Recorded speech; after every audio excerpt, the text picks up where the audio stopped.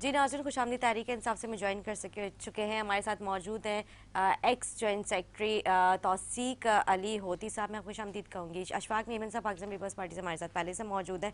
Sir, governor Ismail साहब ने जो है तड़ी लगा दी है कि जो अदम एतमाद की हिमायत करेगा उसका गली और मोहल्ले में रहना जो है मुश्किल हो जाएगा। ये किस किस्म की धमकियाँ, ये क्या मतलब ये मामला चल रहा है? एकदम से क्या बौखलाहट का शिकार हो जाते हैं जब अदम एतमाद की बात की जाती है, मीडिया टॉक करते तो उस तरह पे मतलब इतना एग्रेसिव हो गए, मतलब गवर्नर, मिनिस्टर्स, फिर वज़ीर आज़म साहब जो है वो भी जो कभी कभार इतने वो उस तरह के बयानात दे देते हैं कि मतलब देख के सुनने वाले को भी अजीब लग रहा होता है कि ये क्या मतलब क्या मामला चल रहे हैं।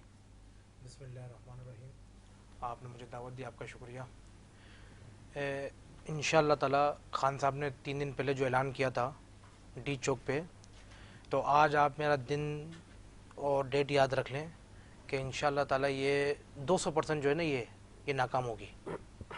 और इंशाअल्लाह ताला खान साहब ने उनको अभी से ही मतलब अपने वर्कर्स को वहाँ जश्न के लिए बुलाना शुरू कर दिया है। तो मतलब इसमें कोई वो नहीं है।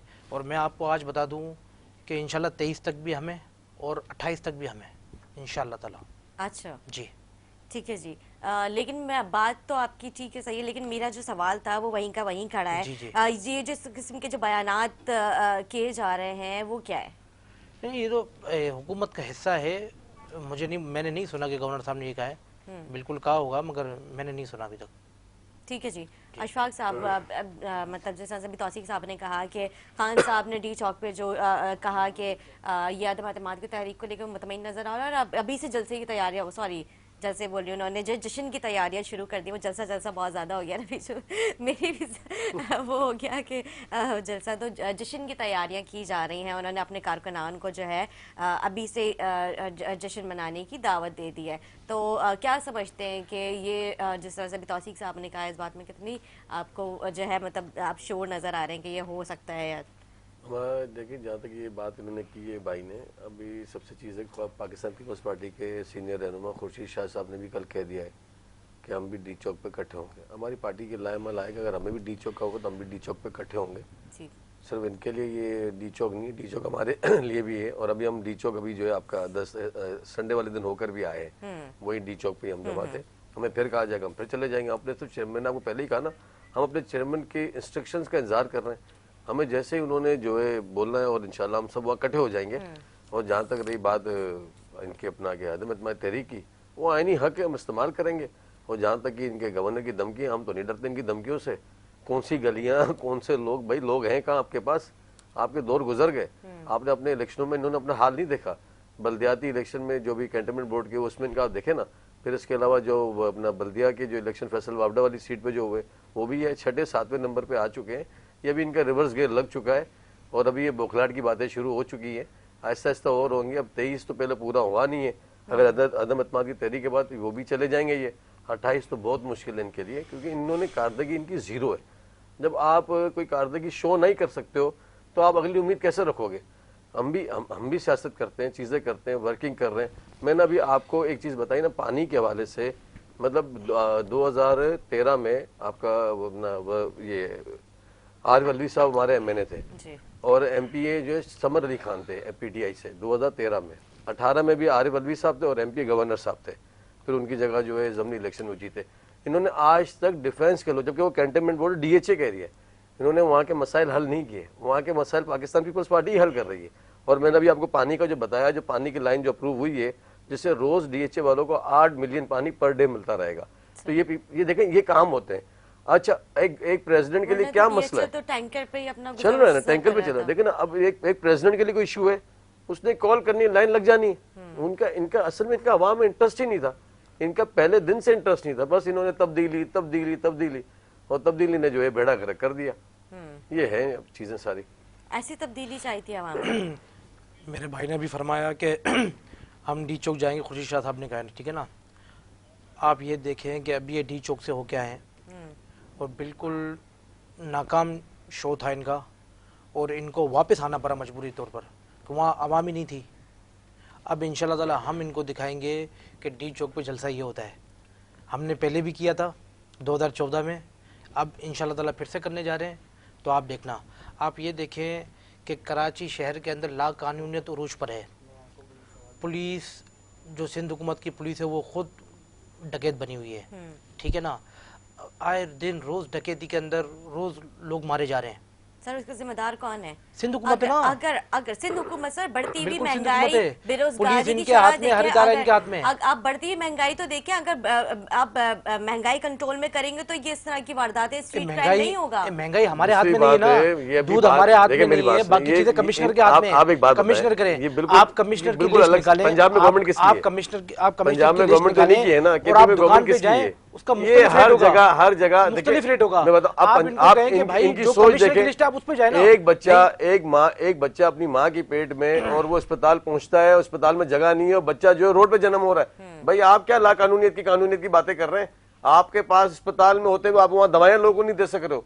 आप सिविल के अंदर चले जाएं, कोई इलाज नहीं है। अल्लाह का जिना के शुक्र अंदर चले है, कोई इलाज नहीं। सबसे अच्छे हॉस्पिटल पाकिस्तान पीपल्स पार्टी, सबसे अच्छे हॉस्पिटल पाकिस्तान जिसका फोन चला जाए उसका इलाज हो रहा है। तमाम चीजें ऑनलाइन। अब मसला ये है कि पंजाब में कौन से रोड में पंजाब से होकर है, अभी पंजाब से होकर है। आप रोड का हाल देखें, मोहनजोदड़ो बना हुआ है और ये पाकिस्तान बचाने के लिए निकले हैं। पाकिस्तान तो हमने बचा लिया, आपने अपना हाल देखा नहीं। आप देखें मोहनजोदड़ो बना हुआ, ये पाकिस्तान बचाने के लिए निकले हैं। क्या होती है हमेशा इनकी हालत देखें। जब ये हम यहाँ से जब निकले थे तो ये इनको असल पहले तो बर्दाश्त नहीं हुआ कि जी ये लॉन्ग मार्च पे क्यों निकले, तो उन्होंने कहा जी हम भी सन जाएंगे। हम भाई पीपल्स पार्टी ने कहा भाई बिल्कुल आए, हर एक हक है, ठीक है, इन्होंने किया। अच्छा माशाल्लाह इतने मतलब मैंने कहा ना पागल हो गए, खाली कुर्सियों से खिताब कर रहे हैं। भाई वो वीडियोस आई हैं, आपने भी देखी होंगी शायद।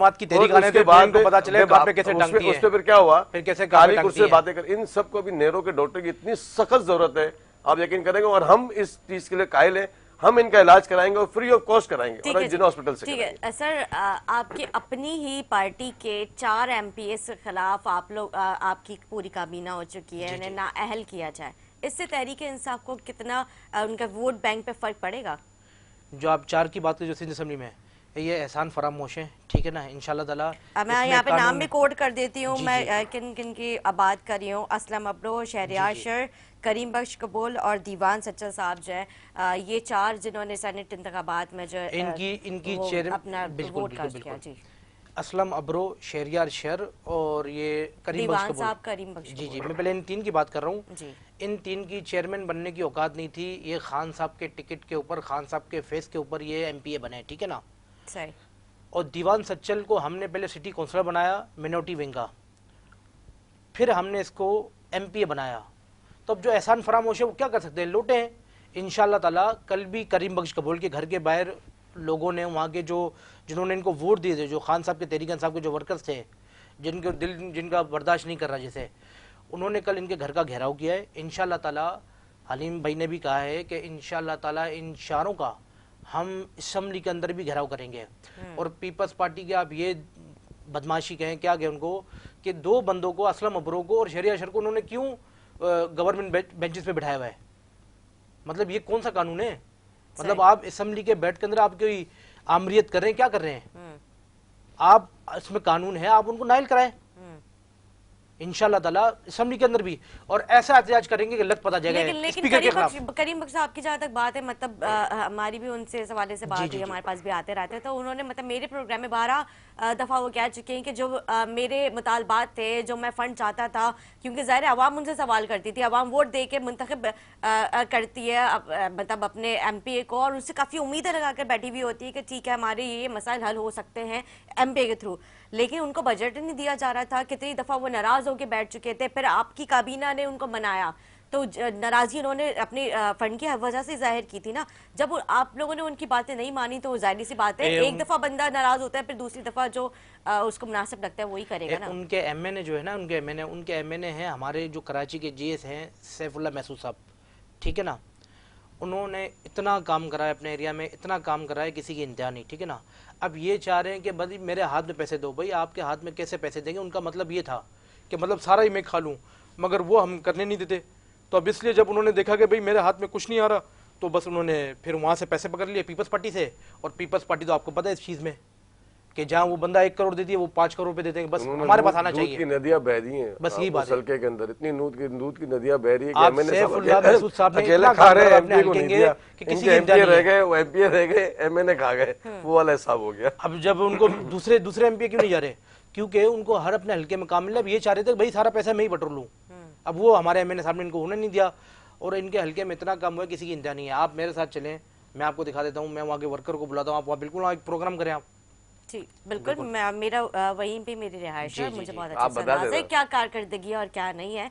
और जो है मैं ज़ाहिर उस तरह से एक वहाँ पे पाइपलाइन डालने के लिए तो वहाँ पे मुझे कितनी कॉल्स करवानी पड़ी थी, और वो भी बहुत मुश्किल से जाके छोटा सा एक पैच था वो करवाना था, तो सैफ साहब ने उस पर भी इतने महीने ले लिए, और रोड कटिंग हुई हुई थी और वो आज तक नहीं हो पाई है वहाँ पे। मतलब बहुत ही बुरा हाल है, मैं आपको दिखाऊंगी। तो अब बातें की जा रही है पैसों की कि एमपीएस को खरीद लिया गया पाकिस्तान पीपल्स पार्टी ने। इन्होंने सेनेट के इलेक्शन में खरीद लिया था, अब जहाँ वो तक- एक्सपोज हुए हैं जहाँ तक 2 बंदे और। जहाँ तक मजे की बात ये जो आई ना सामने, ये 4 एमपीएस जिन्होंने सेनेट में हमें वोट दिए ना, इन्होंने अपने ज़मीर का फैसला किया।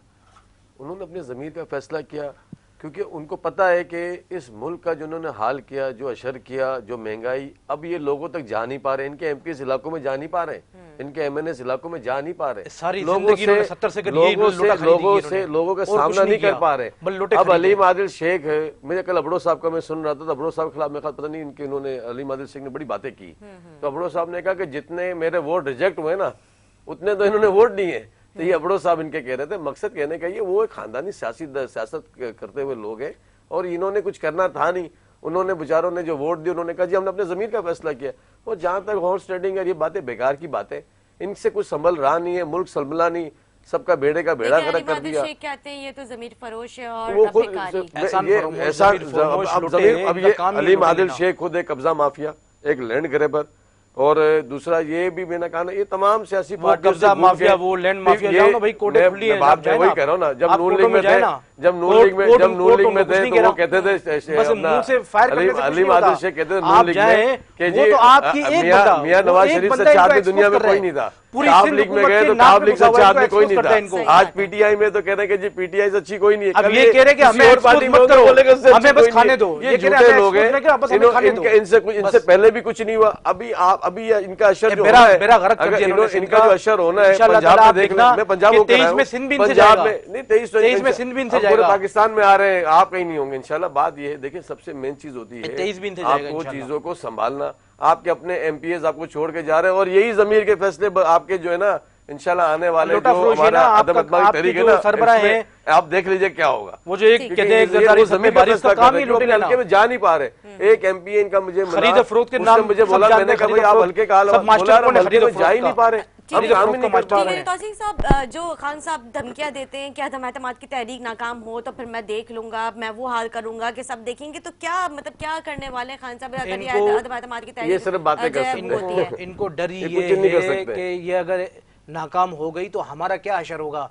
और इंशाल्लाह ताला खान साहब ने कहा है कि ये 100%, 2%, 200% ये नाकाम होगी, और इंशाल्लाह जैसे ही नाकाम होगी ये इनका जो पैसा बाहर पड़ा हुआ है वो सारा इंशाल्लाह लाएंगे और वो इस गरीब आवाम पे लगाएंगे। अरे जब बस से यही डर है इनको, 2000 यही डर है इनको, जब से ये वो ट्रक पे खड़े हुए थे ना, वो कंटेनर पे, वहां से लेके अभी तक ये लाएंगे लाएंगे लाएंगे। और भाई 3.5 साल में जो तुम यहाँ से लेके चले गए, तुम्हारे ओवरसीज सिंध हुकूमत मार्च किया था, जुल्फी बुखारी गायब है, अकबर साहब गायब है, वह इनके अपना डॉक्टर के अपना हेल्थ के मिनिस्टर वो भी गायब है, डॉक्टर साहब भी गायब है। ये सारे मुल्क से कर्जा लेके मुल्क के पैसे, ये मुल्क के पैसे लेके भी चले गए, और नैब के सारे नैब के चैंपियन बने हुए थे, वहां बैठ के करते क्या था भाई, हमारे कितने, ये अपने हिस्से लेने के लिए आए थे, और जो इन्वेस्टमेंट थी पूरी हो गई, इनका बेड़े का बेड़ा गर्क हो चुका है। और इंशाल्लाह 2023 से पहले ये 18 को इनका फैसला भी हो जाएगा, रहेगी बात पता जाएगा इनको। अभी हमने मार्च किया है, धमकी से हमारी आप आवाम का संबंध देखते हैं, हमें इतना सा भी फर्क नहीं पड़ता, अल्लाह का शुक्र है आप हमारा आवाम का संबंध और हम इनसे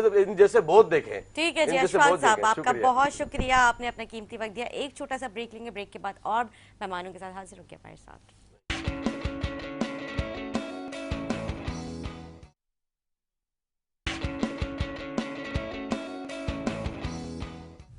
जी नाज़रीन, खुशामदीद। सलमान हैदर साहब का नमाज जनाजा अदा कर दिया गया। एक बार फिर से कराची की फ़िज़ाओं में टारगेट किलिंग का खौफ जो है अवाम में तारी हो चुका है। जिस तरह से बढ़ती हुई वारदातें, स्ट्रीट क्राइम, लोगों को दिन दहाड़े रात में मार देना, मतलब फिर से वो सब कुछ जो है उन सारी चीज़ों में इजाफा होता जा रहा है। कहीं बम ब्लास्ट किए जा रहे हैं, खुद को हमले किए जा रहे हैं। मतलब ये जो सारी एक हमारा जो टारगेट किलिंग का ब्लास्ट का सिलसिला रुक गया था, हमारी फौज और इसमें काफ़ी उन्होंने अपना इसमें किरदार अदा किया था, लेकिन आज फिर से जो है वही सारे वाक़यात जो है वो सामने आ रहे हैं। अभी स्टूडियो से मैं ज्वाइन कर चुके हैं, हमारे साथ मौजूद हैं पाकिस्तान ज़मीन से इब्राहिम अब्रोज साहब। मैं आपको खुशामदीद करूँगी। तौसीक साहब हमारे से पहले से मौजूद है तहरीक इंसाफ से। सर, ये टारगेट किलिंग का दोबारा से सिलसिला शुरू हो चुका है। कभी जो है ख़वातीनों से जो है उनके ज़ेवरात छीन लिए जाते हैं, कभी मेन रोड जो है पूरे मेन शराब ब्लॉक करके, और जो है एक एक घंटे जो वारदातें चल रही होती हैं। कितनी आपने देखा होगा कि कोरंगी के नाले के करीब जो वाक़या हुआ था, ये मतलब एक घंटे तक, और पुलिस को कंप्लेंट्स कर रहे हैं, वो मौके पर उस टाइम पे नहीं पहुंची। ये क्या मतलब फिर से वो सारी चीज़ें सिलसिला दोबारा शुरू हो गया, अवाम जो है दोबारा से उनमें खौफ पैदा हो गया है। देखें, शुक्रिया आपने शो में इनवाइट किया। देखें, पाकिस्तान के लोगों की महरूमियाँ बहुत ज़्यादा बढ़ गई हैं। गुर्बत, बेरोज़गारी ने लोगों का जीना हराम कर दिया है। लोग ख़ुदकशियाँ कर रहे हैं। यही वजह है कि लोग जो है वो, ज़ाहिरी बात है, अगर भूखे होंगे, घर में कुछ नहीं मिलेगा, तो वो अपने बच्चों के रोज़ी रिज़्क़ के लिए, उसको पेट में कुछ डालने के लिए वो ये वारदातें करेंगे। पहले भी ये सिलसिला चलता आ रहा है 20-30 साल से, और हमारी एजेंसीज़ ने इसको पहले कवर किया था, काफ़ी हद तक ये कवर हो चुका था।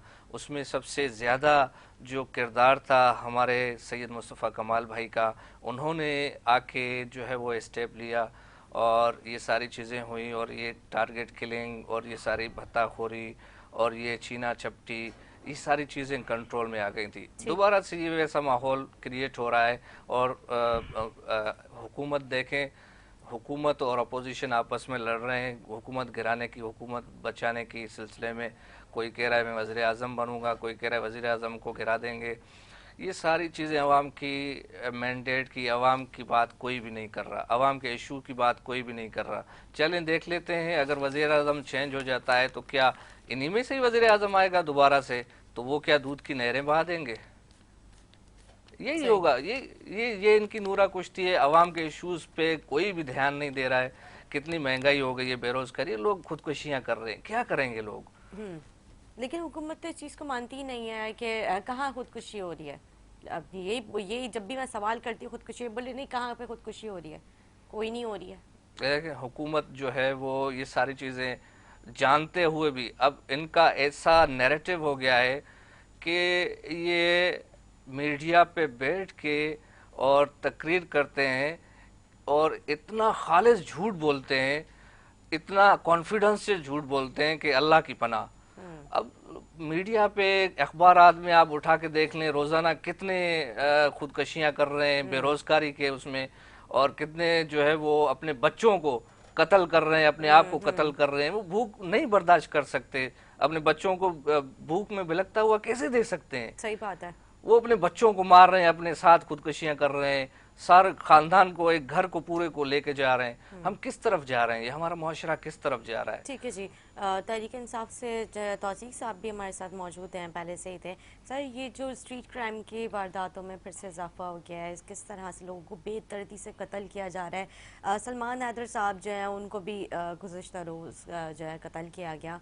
जिस तरह से जो स्ट्रीट उस पर वारदात के दौरान या जो भी था मामला, भी तो उसकी ज़ाहिर सी बात है वो तहकीकात चल रही हैं, लेकिन इस तरह से जो है ये जो वाक़यात जो है दोबारा से रोनुमा हो रहे हैं, कब तक जो है अवाम ये सारी चीज़ें फेस करती रहेगी? क्यों नहीं इन पर कंट्रोल पाया जा रहा है? बिस्मिल्लाहिर्रहमानिर्रहीम।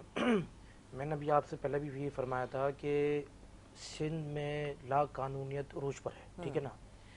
इनके अपने जो MPA हैं वो कत्ल की वारदातों में मुलव्वस है। आप ये देखें कि स्ट्रीट क्राइम्स में 6-6 बंदा ऐसे लूट रहा होता है जैसे पुलिस कोई चेकिंग कर रही हो। पुलिस नाम की कोई चीज़ नहीं है। 10-10 मिनट तक, 15-15 मिनट तक ऐसे लूटते हैं लोगों को जैसे कोई चेकिंग कर रहे हो। ये अभी सलमान हैदर साहब की कल हुई है। मैं तो कहता हूँ कि बस ये कोई फ़िरका वारियत ना हो, ठीक है ना। आप ये देखें कि कुछ दिन पहले पुलिस, जितनी पुलिस है, जब वो पकड़े जाते हैं पता चलता है वो सिंध पुलिस का मुलाजिम है। मतलब इतनी मतलब लाकानूनियत हो गई कि पुलिस जो है सिंध हुकूमत की, वो मतलब क्रिमिनल्स, मतलब अपने उन्होंने पूरे पूरे गैंग बनाए हुए हैं। तो खुदारा हम इनसे कहते हैं कि इसको लोगों की, आपने सिंध में तो बेड़ा गर्क किया हुआ था, अब ये कराची को भी जो सिंध, इंटीरियर सिंध जो वो बनाने के चक्कर में। सही। तो इंशाल्लाह ताला कराची को इन्होंने सिंध मोंजोडोरो जो पहले से बना हुआ था ना, अब सिंध में भी वही चीज़ आ रही है। सही है। तो इंशाल्लाह ताला हम, हुकूमत है हमारी, इंशाल्लाह ताला कोशिश पूरी करेंगे कि लाकानूनियत ना हो। ठीक है सर, ये जो अतमाद की तहरीक है, इसको मुस्तफ़ा कमाल साहब किस तरह से देख रहे हैं? आजकल ज़रा चुप चुप नज़र आ रहे हैं। देखिए, हमारा तो इस इशू के ऊपर हम तो आवाम की बात कर रहे हैं। हम ये बात करते हैं, मुस्तफ़ा भाई यही बात करते हैं कि हुकूमत गिराने का और हुकूमत आने का सीज़न चल रहा है। अवाम का जो असल में इश्यूज हैं अवाम के, उस तरफ कोई भी नहीं जा रहा। तो ये अदम एतमाद, ये सारा टोपी ड्रामा है। सबसे पहले मुस्तफ़ा कमाल ने जब ये हुकूमत बनी थी पीटीआई की, उस वक़्त से लेके अभी तक मुस्तफ़ा भाई की एक प्रेस कॉन्फ्रेंस उठा के देख लें, उस सब में उन्होंने यही फरमाया है कि पीपल्स पार्टी की गवर्नमेंट पीटीआई की गवर्नमेंट को चला रही है, पीटीआई गवर्नमेंट सिंध गवर्नमेंट को चला रही है। दोनों नूरा कुशी है। अब 2 घंटे में उसकी गवर्नमेंट गिर सकती है अगर पीपल्स पार्टी चाहे। अब मिल गए हैं ना, अब देखें वज़ीर आज़म चेंज हो जाएगा, इसमें कोई शक नहीं है। लेकिन वज़ीर आज़म अगर दूसरा आ जाता है वो क्या करेगा? वो भी नून लीग से आएगा और ये पिछली जितनी भी पार्टियां रही हैं बड़ी बड़ी, उन्हीं में से आएगा। उन्होंने क्या पहले दूध की नहरें बहा दी? अच्छा, मैंने बहुत सारे लोगों से बात की है, ज़्यादातर लोगों का इशारा नून लीग की तरफ है। नून लीग से आने का क्या मकसद है? सबका यही है कि नून लीग से आ सकता है, नून लीग से आ सकता है, क्यों? देखिए, ये खबरें चल रही हैं कि वज़ीर आज़म की ये जो पीडीएम बनाई है उन्होंने मुतफ़िका तौर पे वज़ीर आज़म के लिए नामज़द किया है शहबाज शरीफ साहब को। तो इसीलिए हम ये कह रहे हैं कि शहबाज शरीफ अगर आ गया तो वो क्या करेगा? वो पहले भी हुकूमत में रह चुके हैं, 15-15, 20-20 साल हुकूमत कर चुके हैं। पहले क्या किया जो अभी आके वो हुकूमत को जो है वो पता नहीं क्या क्या कर देंगे। ये कभी महरूमी ख़त्म नहीं होगी। इमरान खान को लोगों ने चाहा, इसको वोट दिया, लेकिन अब जितना अवाम इमरान खान से मायूस है शायद किसी सियासतदान से नहीं है। तो तब्दीली का जो नारा था वो तो फ्लॉप हो गया, बिल्कुल फ्लॉप हो गया है। अब कोई नया लीडर जैसे मुस्तफ़ा कमाल साहब हैं, उस जैसा अगर आ गया अवाम की नुमाइंदगी के लिए तो बेहतर होगा इंशाल्लाह। ठीक है जी, तासीर साहब। खान साहब ने 2011 में भी यही कहा था कि आप देख लेना कि जब मैं इनके ऊपर हाथ डालूंगा ये जितने चोर हैं सारे एक तरफ हो जाएंगे। अब आप ये देखेंगे ये 13-14 पार्टियां हैं, ये सब जितने चोर हैं जो ये 70 साल से जो इन्होंने बेड़ा गर्क किया हुआ है, ठीक है ना। अब आप ये बताएं कि इन्होंने ये कह रहे हैं कि हम मुल्क बचाने निकले हैं, ठीक है ना। तो आपने पहले मुल्क क्यों नहीं बचाया? 40-50 साल जो आप लोग करते रहे हो, 6-6 दफ़ा आपकी सूबों में आपकी हुकूमत रही है, 3-3 दफ़ा आपको वज़ीर आज़म बने हो आप दोनों पार्टियों के। आप उस टाइम आपने क्यों नहीं सही किया? अब बात यह है कि इनको अपनी मतलब वो सज़ा नज़र आ रही है कि अब हम नहीं बच सकते, तो मजबूरन ये साथ हो गए कि बस इनको अपने आप को बचाना है। और ख़ासकर जरदारी को हम कहते हैं कि इंशाल्लाह ताला जरदारी का ये तो नाकाम है, ये तो इंशाल्लाह ताला नाकाम है, ये अदम एतमाद तो इंशाल्लाह ताला। मगर बात ये है कि उसके बाद इनका क्या हशर होगा, आप ये देखना कि इनका जितना जो लूटा हुआ पैसा ना इंशाल्लाह ताला सब लाके आवाम के बीच में रखेंगे। ठीक है जी सर, पहले भी कहा था कि अब मुल्क का लूटा हुआ पैसा वो हम आवाम के बीच में रखेंगे, अभी तक तो वो सारी चीज़ें पूरी हुई नहीं है। ये तो जो हमारे ऑनरेबल कोर्ट्स हैं वो करेंगे ना। हमसे जो हो सकता है हम करते हैं, बाकी ये कोर्ट का मसला है। ठीक है जी। हाँ, IMF से कर्जा नहीं लूंगा, IMF से फिर से कर्जा ले लिया गया और इतना कर्जा ले लिया है कि अभी रिटर्न करने का सोच रहे हैं। बात ये है, देखिए बात ये है कि कुदरती आफत होती है कोरोना जैसी, ठीक है ना। उन्होंने हमें नहीं पूरे मुल्क को, पूरे वर्ल्ड को लपेटे में लिया हुआ है, ठीक है ना। उसमें सिर्फ पाकिस्तान नहीं है। अभी भी आप जाके देखें तो पूरे वर्ल्ड के अंदर पाकिस्तान में इतनी महंगाई नहीं जो दूसरे मुल्कों के अंदर है। अच्छा जी। तो फिर दूसरे मुल्कों की जो उन्होंने उनके जो मुलाजमीन है उन्होंने उनको सैलरीज भी जो उस नौयत की दी हुई है। तो आप ये देखें ना, अब यहाँ पे आप देखें डेली वेजेस 12,000 रुपए दिए, मैं एहसास प्रोग्राम किया हमने लोगों को। अभी हमने वही जो चीज़ हमने 14,000 रुपए कर लिए हैं, लोगों को मिले, लोग खुश हैं। अच्छा, बिल्कुल। उसमें भी कितनी करप्शन हो रही है, आप ये भी तो देखें। करप्शन कुछ मतलब 100 में से 2-3% जगह हुई होगी। बाकी आप ये देखेंगे, हम भी कराची के हैं, कराची में हम कहीं भी गए, कहीं नहीं हुई। ठीक है जी। जिस तरह से अभी इब्राहिम साहब, अशफाक साहब ने बताया कि तौसीक साहब ने, सॉरी, कि ये जो एहसास प्रोग्राम है उससे लोगों की कफालत की जा रही है, क्या ये 14,000 जो है घर की का गुजर बसर हो जाएगा इससे? देखें, इतनी महंगाई हो गई है कि 14,000 तो घर के अखराजात देख लें, बिजली का बिल देख लें, गैस का बिल देख लें, उसमें जो है वो कितना जो है वो मतलब वो हो रहा है, इतने अखराजात बढ़ गए घर के, तो कहाँ पूरी होगी इसमें। अब हम ये चाहते हैं, देखें, इन्होंने एहसास प्रोग्राम दिला दिया, पीपल्स पार्टी आती है तो वो बेनज़ीर प्रोग्राम लेके आती है, नवाज शरीफ आता है तो पता नहीं ये प्रोग्राम देके आवाम को ये इन्होंने भीख मांगने के लिए उसमें लगा दिया है कि उनको घर बैठे पैसे दो तो आराम से वोट मिल जाएंगे। ये सारे वोट, अब गरीब आदमी क्या करेगा? उनको घर बैठे अगर 15-20 हज़ार, 12 हज़ार, 10 हज़ार रुपये मिल रहे हैं, उनको बुरा नहीं है, वो जाके वोट भी डाल देते हैं। ये सारा वोट काउंट करने के लिए, कवर करने के लिए गरीबों को ये लॉलीपॉप देते हैं। हम ये कहते हैं कि चलो 14,000 कुछ नहीं, ठीक है, मगर उसकी बेचारे की कुछ तो कफालत हो रही है। ठीक, बिल्कुल ठीक, ये तो है। खैर देखिए, ये हमने 12 अब लोगों की, आम आदमी की जो है वो कैसे सफ़र कर सकता है, उसकी हमने एक मुस्तफ़ा कमाल ने 3 चीज़ें आम आदमी के लिए, आम पाकिस्तानी के लिए, हम जिस नज़रिए पे काम कर रहे हैं, अगर वो दर्ज की जाए, पीटीआई वाले बैठे हैं दोस्त हमारे, इनकी गवर्नमेंट है, वो 3 चीज़ें आइन में दर्ज कर दें, ये 20-30 साल हुकूमत करेंगे। मैं बता रहा हूँ आपको, उस अवामी मसाइल का हल ही यही है। देखें, आइन में एक तो आप लोकल गवर्नमेंट का जो मेयर बनता है, उस मेयर के अख्तियारात आप आइन में दर्ज कर दें। अब रोज़ साहब वो हमारे हाथ में नहीं ना, मैं बता रहा हूँ, 18वीं तरमीम के बाद वो सिंध हुकूमत के हाथ में सब कुछ। हम कुछ करना भी चाहे ना तो हम नहीं कर सकते हैं।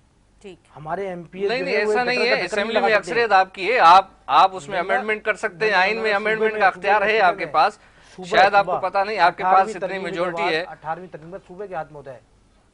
नहीं, सूबे की तो बात ही नहीं हो रही, ये तो पूरे जनरल बात कर रहा हूँ मैं, पूरे पाकिस्तान की बात कर रहा हूँ। हुकूमत में नहीं होता ना सर, बात ये है कि 18वीं तरमीम में हर सूबा अपना वो है। नहीं, मैं आपको बता रहा हूँ। अब इसमें क्या होता है कि नेशनल असेंबली में अमेंडमेंट के लिए ये बिल लेके आए, आइन में तरामीम करें, आइन में ये तरामीम करें, जैसे वज़ीर आज़म और वज़ीर आला के डिपार्टमेंट मौजूद हैं आइन में, कि भाई वज़ीर आज़म जो भी बनेगा उसके ये डिपार्टमेंट है, ये उसको होल्ड करेगा, और वज़ीर आला के भी ऐसे ही हैं। हम ये चाह रहे हैं लोकल गवर्नमेंट का जो भी मेयर आए, पूरे पाकिस्तान की बात कर रहे हैं, उस आइन में ये दर्ज किया जाए कि ये जो मेयर है इसके पास ये डिपार्टमेंट्स होंगे, तो सारा मसला ही खत्म हो जाएगा।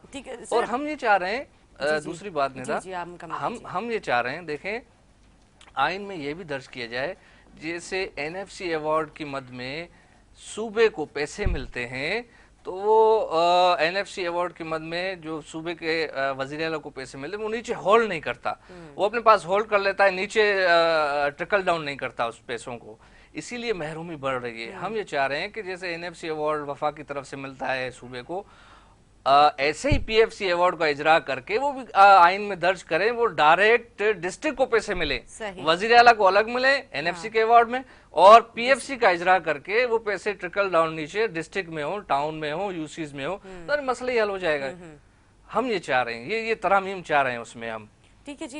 ये जो आपने बलदियाती तरमीमी बिल के खिलाफ जो आप लोगों ने एहतजाज किया था, जो आप लोगों के मुतालबात थे, आप लोगों के नकात थे कि ये सारे मुतालबात हमारे पूरे किए जाएं, तो वो कितने मुतालबात आपके पूरे हो चुके हैं? देखें, हमारे मुतालबात उसी वक्त तो 70% उन्होंने मान लिए थे, 70% ये सारी चीज़ें हो गई थी। सारी चीज़ें, ये जो हमने आपको बताया कि ये 3 चीज़ें आइन में दर्ज की जाएँ, सारा मसला ही हल हो जाएगा। और जो इन्होंने 2021 का नया ऑर्डिनेंस लेके आए थे बल्दियाती, उसमें काफ़ी उभाम था हमें, क्योंकि उन्होंने जो मेयर के अख्तियारात थे, जो लोकल गवर्नमेंट में डिपार्टमेंट होल्ड करते थे, उनको उन्होंने ले लिया था, जैसे हॉस्पिटल्स हो गए, एजुकेशन के कॉलेजेस, स्कूल हो गए, वो सारे वहाँ से लेके अब गवर्नमेंट ने अपने उसमें कर दिए थे। तो वो तो सारी चीज़ें हमारी मान ली कि भाई हम दोबारा से उसको मेयर के अंडर में लेके आते हैं, और बाकी जो आपकी तरामीम है उस पर भी हम थोड़ा सा असेंबली बुला के बहस करेंगे और इंशाल्लाह ये भी आपकी मान लेते हैं हम। इसी वजह से हम वहाँ से उठे, हमें इन्होंने तसल्ली दी, एक एग्रीमेंट हुआ, वो एग्रीमेंट ऑन द रिकॉर्ड है, मीडिया पे आया है, सारी चीज़ें हुई हैं। तो इंशाल्लाह जो है हमने तो अपनी बात मनवा के उठे हैं, हम तो आम आदमी की बात कर रहे हैं, आम आवाम की बात कर रहे हैं। ठीक है जी। इब्राहिम साहब आपका मैं बहुत शुक्रिया अदा करूंगी, आपने टाइम दिया। तौसीक साहब आपका भी मैं शुक्रिया अदा करूंगी, आपने वक्त दिया अपना। उम्मीद करती हूँ नाज़रीन को हमारा प्रोग्राम अच्छा लगा। इसी के साथ अपनी मेज़बान अदा से इजाज़त, अल्लाह हाफ़िज़।